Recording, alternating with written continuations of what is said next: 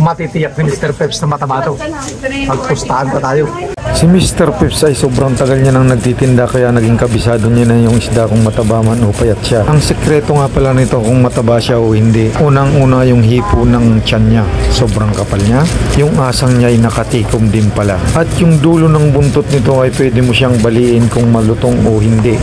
Yun ang isa sa sekreto pa.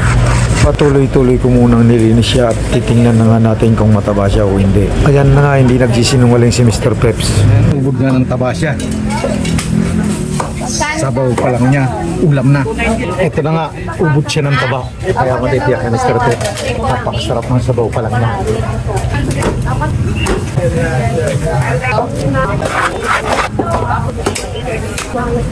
Tatlong taga lang nangyari na. Ito yung balansa. Taste right. Tinutong gaya, hindi rin saan. Ay, galit sa'yo yung ulan. Galit na galit yung ulan.